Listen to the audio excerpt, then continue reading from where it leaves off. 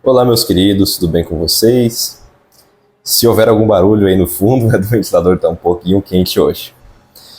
Queridos, hoje eu estou até mais sentado aqui e eu vou ter que acompanhar um pouco minha colinha, porque hoje nós vamos falar de um assunto muito importante. Nós vamos falar sobre a volta de Jesus.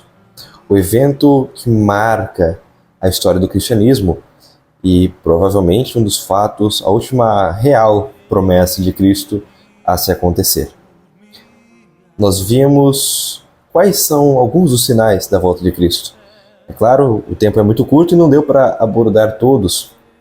Nós vamos abordá-los mais para frente, de forma mais cuidadosa, de forma mais meticulosa, em outros vídeos, em outros momentos. Contudo, Cristo saiu daqui com uma grande promessa. Mas antes de a gente começar a estudar, feche seus olhos e vamos orar. Pai querido, muito obrigado, Senhor, por essa maravilhosa pessoa que está aqui comigo, para aprendermos um pouco mais da Tua Santa Palavra, para aprendermos um pouco mais do Teu Santo Amor e para compreendermos as maravilhosas promessas que o Senhor nos tem dado. Senhor, estende suas mãos sobre essa pessoa e que seu Santo Espírito seja derramado, Pai, para que ela compreenda, Pai, as verdades conforme o Teu santo querer. É em nome de Jesus que nós te pedimos e agradecemos, Pai. Amém.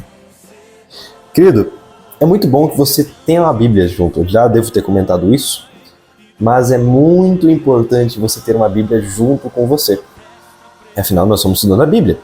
E esse é o livro base para nós estudarmos. Então, ter uma Bíblia contigo, você acompanhar os capítulos da Bíblia que eu falo é muito importante.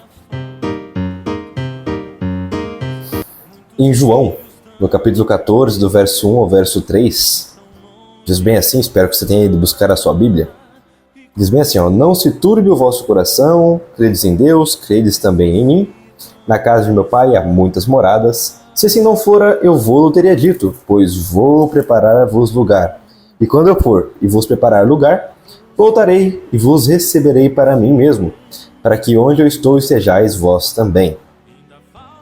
Cristo, ele deixa uma promessa, né? Não se turbe, não se preocupem. Credes em Deus, creiam em mim. Porque na casa de meu Pai há muitas moradas. Mas vou preparar-vos lugar. O interessante é que é uma analogia ao casamento que ele faz aqui.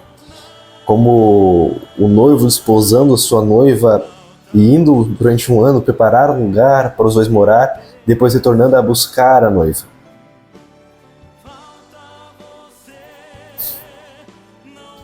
E Cristo deixa essa promessa, olha, eu vou, mas eu volto.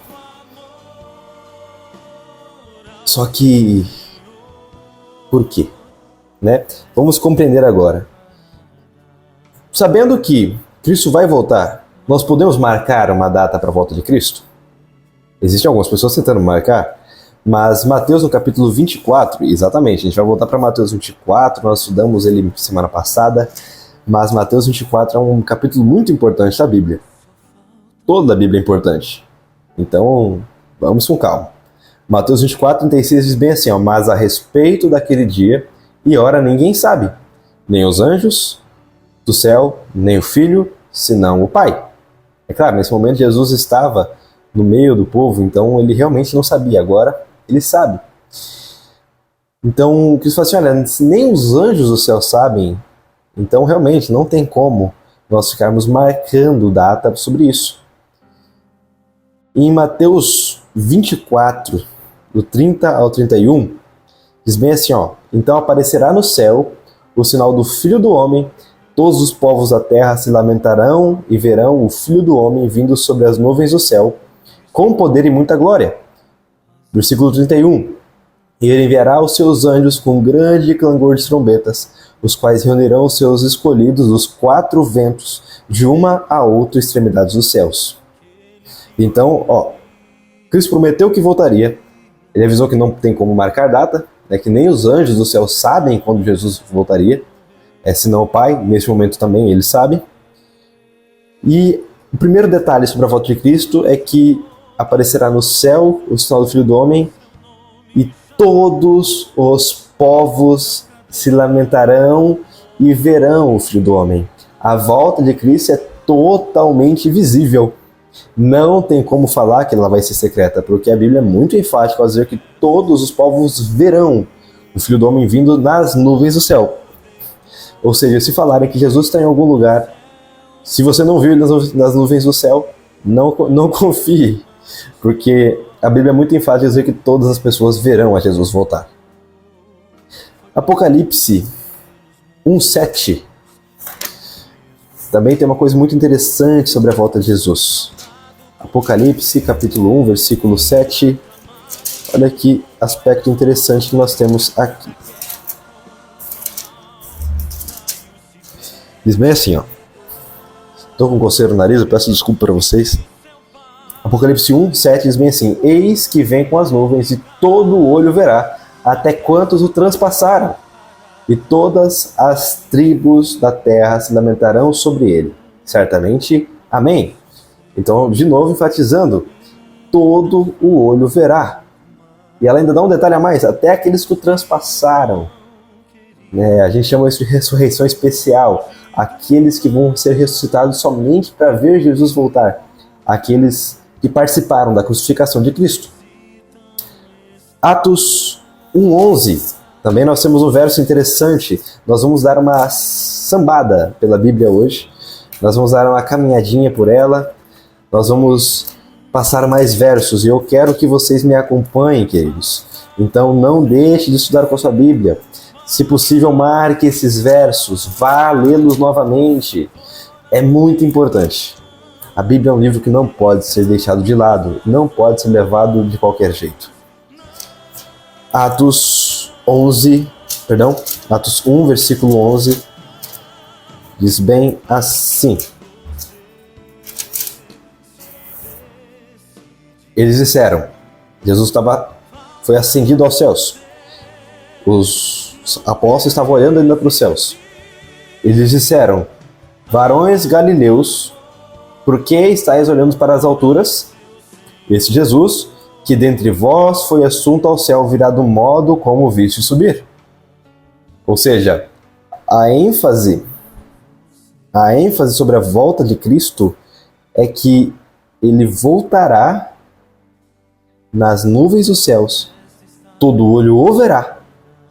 Então não tem como dizer, Helena enfatiza que até aqueles que transpassaram Cristo. Então não tem como eu dizer para vocês que Cristo voltará de modo secreto, já que a Bíblia enfatiza que vai ser uma volta totalmente visível. E 2 Pedro 3, versículo 10, é um verso também importantíssimo. 2 Pedro 3:10.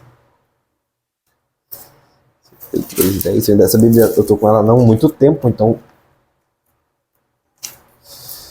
eu não tenho a mesma prática que eu tenho com as outras. 2 Pedro 3:10.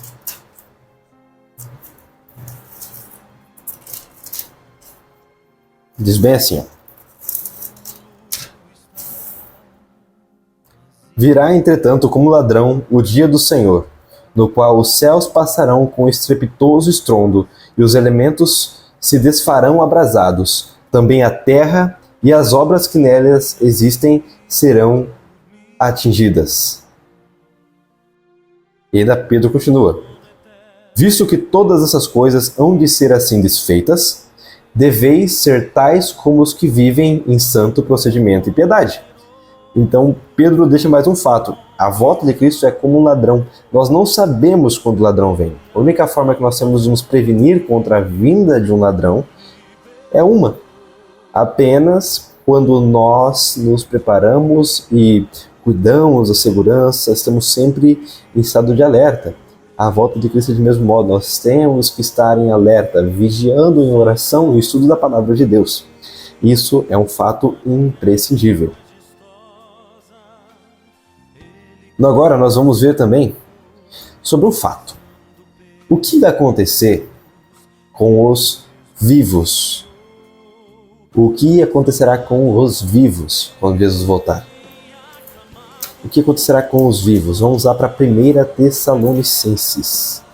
Primeira carta aos Tessalonicenses, ali depois de Colossenses.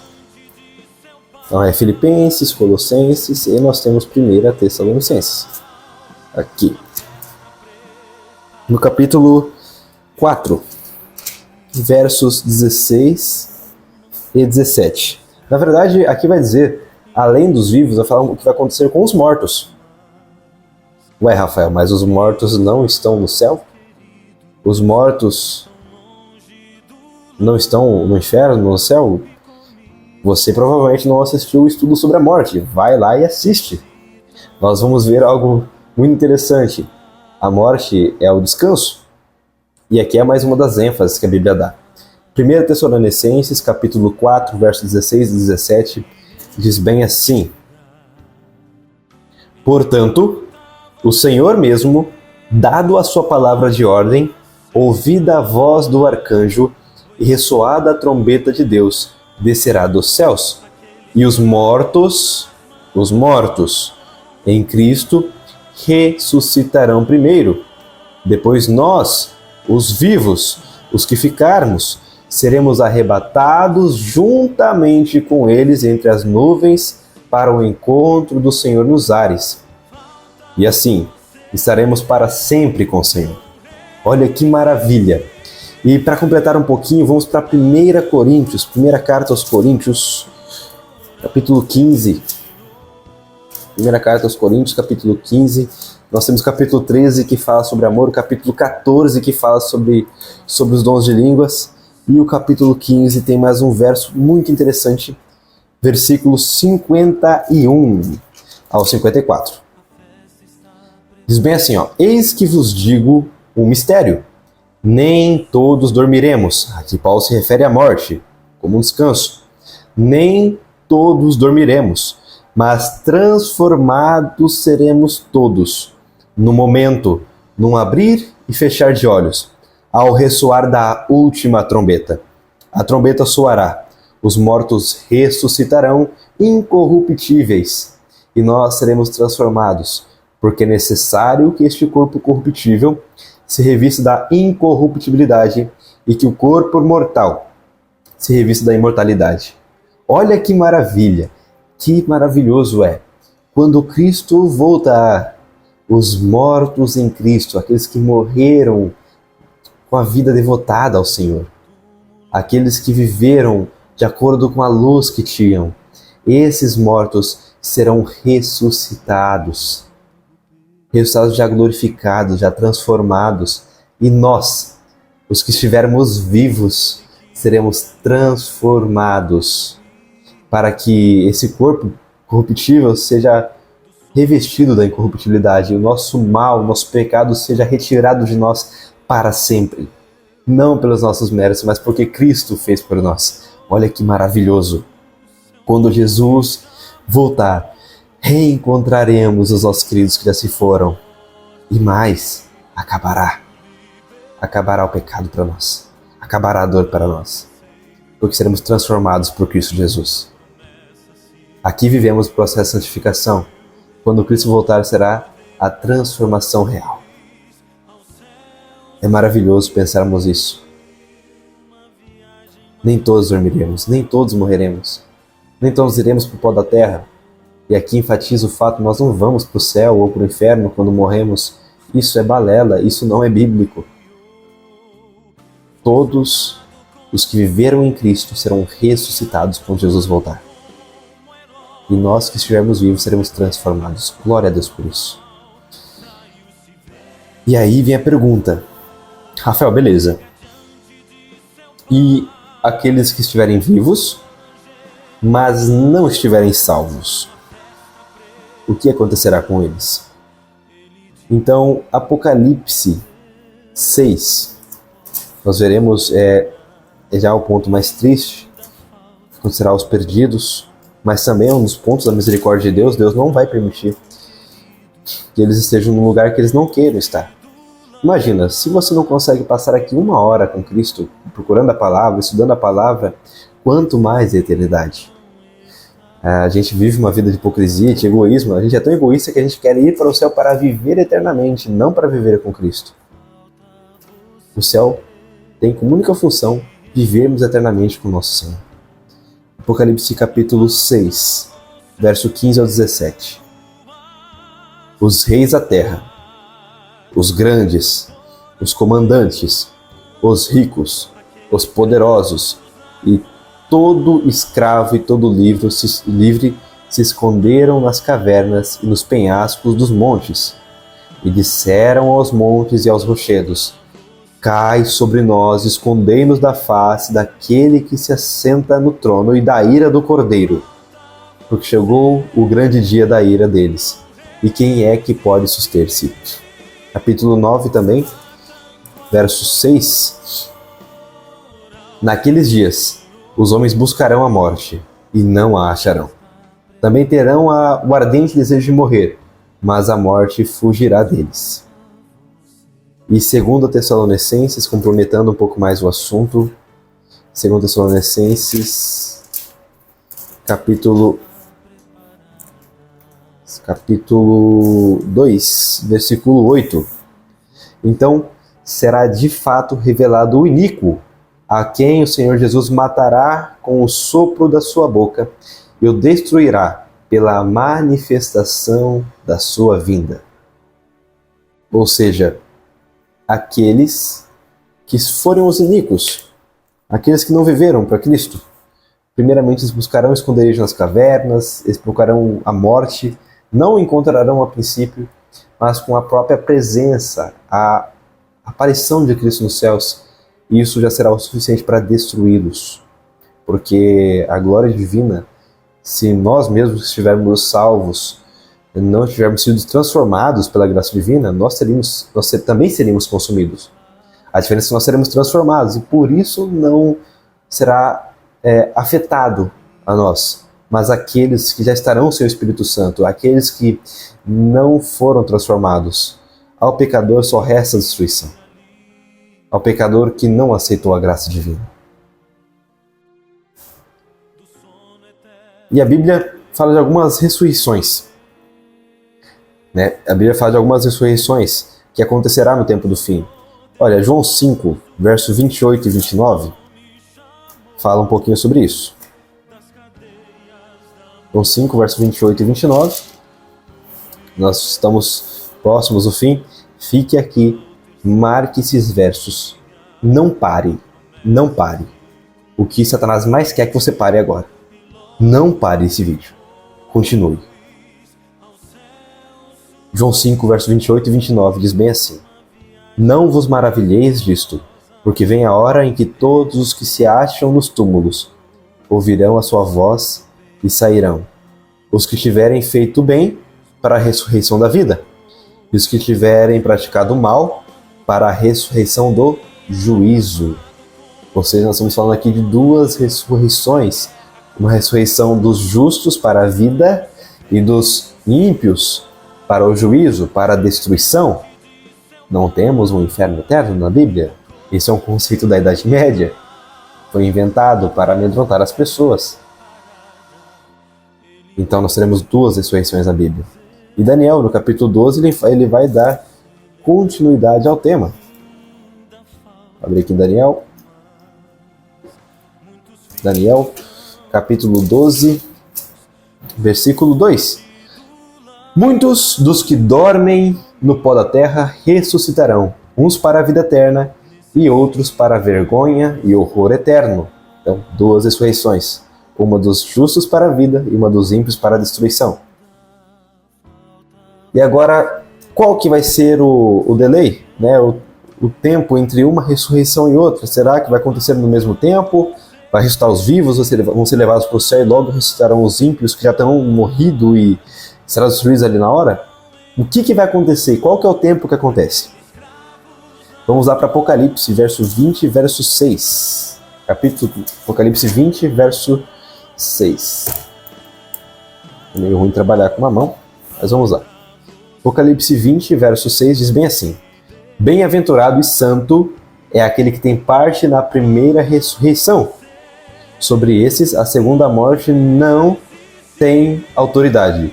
Pelo contrário, serão sacerdotes de Deus e de Cristo e reinarão com ele 1000 anos. Há na Bíblia um período de 1000 anos entre a volta de Cristo e a destruição dos ímpios, a descida de Jerusalém. Um tempo que nós chamamos de milênio. Milênio. E sobre o milênio nós vamos estudar no próximo estudo. Não perca nenhum dos estudos. Acompanhe. O que Satanás mais quer é que você desista. É que você desista. Anote os versos que eu falo. Pesquise na Bíblia. Não vai pesquisar no que as pessoas falam por falar. Pesquise na Bíblia. A Bíblia é a palavra de Deus. Entregue-se em oração, ore a Deus e pesquise e esquadrinhe. A Bíblia é a palavra de Deus. E o Espírito Santo vai te guiar. Vai te guiar. Você tem que tirar todos os preconceitos da mente, tirar todas as suas vontades e se entregue ao estudo. Antes de perguntar qualquer opinião, vá para a Bíblia. Porque a palavra de Deus é unicamente a Bíblia. Nós somos falhos e pecadores. E muitas vezes, aquele seu líder, ele manipula a palavra de Deus para a própria vontade ou também por ignorância. Esperamos que a maioria seja por ignorância, mas infelizmente não é, porque o ser humano é mau. Em Jeremias, capítulo 17, diz que maldito o homem que confia no homem. E, beleza, nós temos agora um período de 1000 anos que vai acontecer entre a volta de Cristo e a destruição dos ímpios. Isso nós vamos estudar no próximo estudo. E a Bíblia fala de um cântico que vai ter dos salvos, que vai ser Isaías 25, verso 9. Isaías 25. Isaías, capítulo 25, versículo 9. Diz bem assim, ó. Esse era para ser um cântico do povo de Israel, mas como eles não cumpriram a promessa, não cumpriram a aliança, ficou para o povo de Deus no seu retorno. Isaías 25, 9 diz bem assim: naquele dia se dirá, eis que este é o nosso Deus, em quem esperávamos, e ele nos salvará. Este é o Senhor, a quem aguardávamos. Na sua salvação exultaremos e nos alegraremos. Glória a Deus por isso. Jesus deixou um convite para cada um de nós. Ele está ali em Mateus capítulo 11, versículo 28. Então vai lá para Mateus capítulo 11, versículo 28. Olha que maravilhoso o convite de Cristo. Cristo vai olhar para você. Essa não é uma fala do Rafael, essa não é uma fala do José da padaria, ou do seu João que prega na igreja todas as quinta-feiras. Não. Essa é uma fala de nosso Senhor Jesus Cristo. Ele diz bem assim, Mateus 11, verso 28 ao 30. Vinde a mim, todos os que estáis cansados e sobrecarregados, e eu vos aliviarei. Tomai sobre vós o meu jugo e aprendei de mim, porque sou manso e humilde de coração. E achareis descanso para a vossa alma, porque o meu jugo é suave e o meu fardo é leve. Vinde a mim, Cristo pede, vinde a mim, os que são cansados e sobrecarregados, e eu vos aliviarei. Cristo nos chama para Ele. Jesus te convida hoje para se entregar a Ele. Não deixe para depois. Não deixe para depois, que é o que mais Satanás quer que aconteça. Não deixe para depois, para entregar a sua vida a Jesus, de seguir o que Ele pede que você siga, de viver para Ele. Porque muito em breve Jesus vai voltar. E glória a Deus por isso. Mas, caso você continue a recusar, caso você permaneça nesse estado de ignorância, não porque você não sabe, mas porque você quer. Em Mateus capítulo 25, versículo 41. Será isso que você ouvirá, saindo da boca do seu próprio Criador.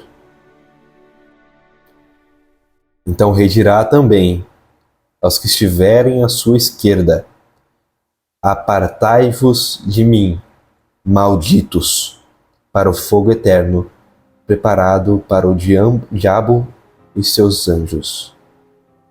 Apartai-vos de mim, malditos. Apartai-vos de mim. Não fique a recusar o convite de Deus. Pare com isso. Amanhã é tarde. Amanhã é tarde. Se entregue para Deus agora.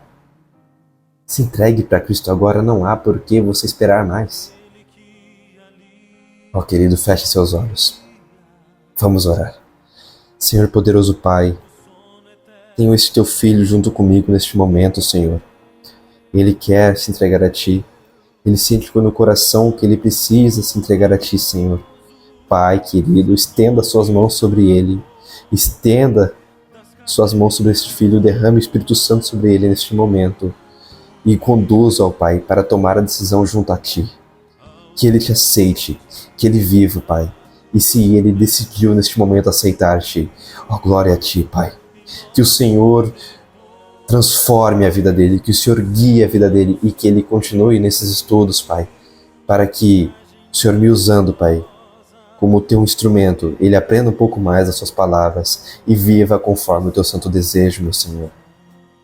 Pai, peço humildemente uma bênção especial sobre ele e peço humildemente que o Senhor continue a me usar, Senhor, pois eu sou falho, Pai, pecador indigno. E glórias te dou, Pai, pela misericórdia de poder falar da Tua palavra. Em nome de Jesus, Senhor, que eu lhe clamo e agradeço. Amém, Senhor. Querido, não deixe de estar aqui. Continue aqui conosco, porque muitas coisas boas você há de aprender. Todos nós aprendemos. E a palavra de Deus não falha. Não falha.